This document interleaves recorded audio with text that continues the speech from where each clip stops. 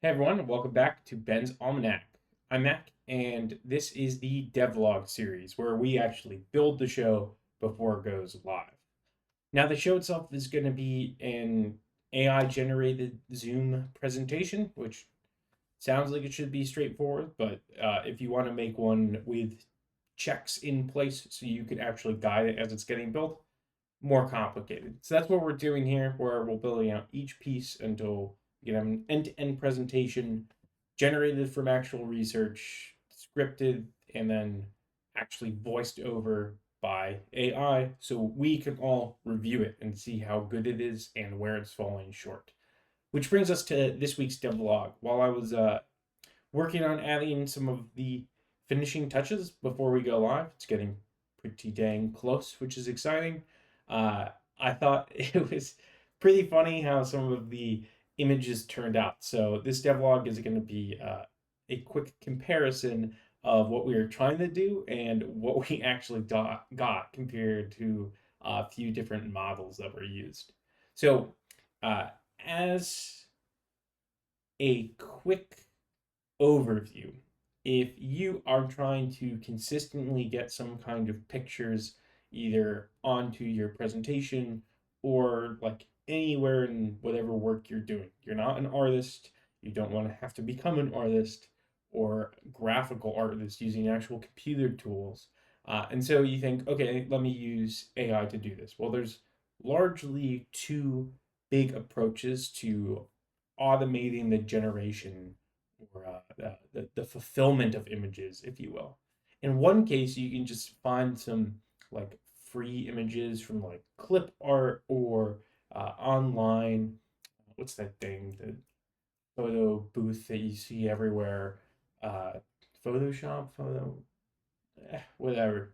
Anyway, you take a repository of pictures and then you sort through them. Now you can automate this by explaining to an LLM what you want and then having it generate search terms to flip through them and then pick something that seems to be highly reviewed. So you can like basically have a stack of various pictures and then just pick the one that's appropriate to you. For our use case, this isn't all that fun, so we went with the second option, which is more exciting and the use of actually calling a model to generate a picture for us. Now, in order to do this, it's really simple. All you need is some kind of prompt, just like you might write into any of the large language model interfaces. And so here we have a detailed scientific illustration of a honeybee performing the waggle dance on a honeycomb structure. The bee is shown mid dance with motion lines indicating the figure eight pattern. Arrows overlay the image showing the relationship between dance angle and sun position. Clean educational style with warm honey gold tones.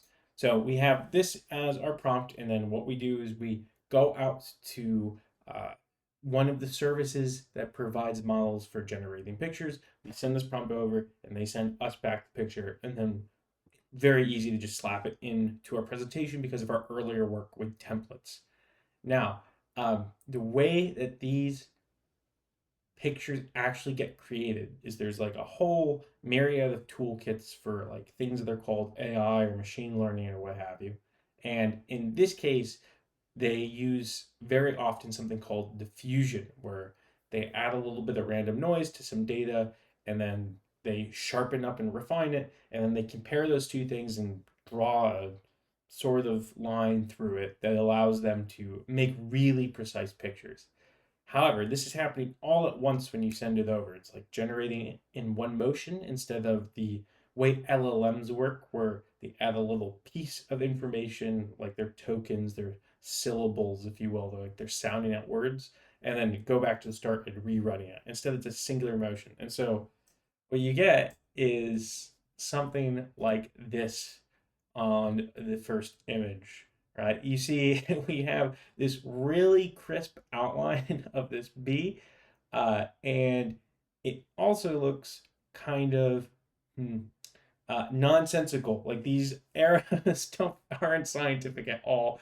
They're done at random, and you have these little, you know, six here, right? Like these little wordings and symbols that are popping up that mean absolutely nothing.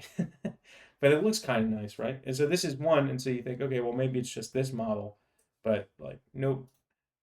This actually does, to me, look a little bit better. You can almost see they tried to include the sun around here, and like the style does feel like it might be found in a coffee table like book on bees or something. But like still there is a bee, there are elements of the thing we asked. You can see the honeycomb, you can sort of see the outline of the sun, you can see some arrows.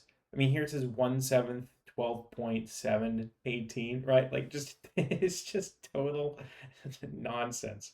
And so that's the weakness of using any of these models, is they don't really follow instructions in the same way that you can force a language model to. Like in a language model, you can force it to break it down into checklists and parts and little instruction bits that it has to follow, and then keep looping it so it does those things. That's how a lot of the terminal tools work. But in image generation stuff, and no, it just like slaps it all together, but makes the line into something that seems like it'll work. So you get a lot of this is like really, when you talk about AI slop, this is like really where it's apparent to me instantaneously. Whereas with slop written by the language models, like it takes some time to read through it and to realize that it's completely lost the thread. But here you can see it lost the thread in a single image, which is cool. But it still looks pretty good. And again, this costs less than a nickel to generate most of these images. And so it's a really cheap alternative to quickly get something completely novel that hasn't been seen before. It's just like also not artistically excellent. So keep that in mind. And so there's one more I wanted to show you guys because I just thought this was so funny. A honeybee performing a tremble dance inside the hive, body vibrating with legs quivering. Surrounding bees respond to the signal. The hive interior shows busy activity with some bees processing nectar. Warm amber lighting, documentary photography style. Okay, like I feel like you can already tell this is asking for too much from an image model, but the things we actually get are pretty funny. So, like in one case, let's do this one first. It looks kind of normal. Like I feel like it didn't really follow the instructions. There's not really like a central bee, but there are tons of bees. They are seemingly gathering nectar, so it's like okay. And then in the this is the DALL model, by the way, and over here we have the Flux model, and it's just this image of a bee on stage about to just like do breakout dancing. I think Michael Jackson would be proud. So you know, this is what you get when you use a lot of the image generation tools. Is it feels vaguely correct in a way that you would be impressed if your child handed it to you, but like in a professional setting, unless you're looking for something aesthetic, this is not what I would rely on. In our case, we are looking for something aesthetic, so it's totally fine. But you know, pros and cons there. So anyway, that's all I had for this week. I just thought this was a fun lesson learned, and I hope you guys enjoyed it as much as I did. Anyway, see you all next week, and have a wonderful day.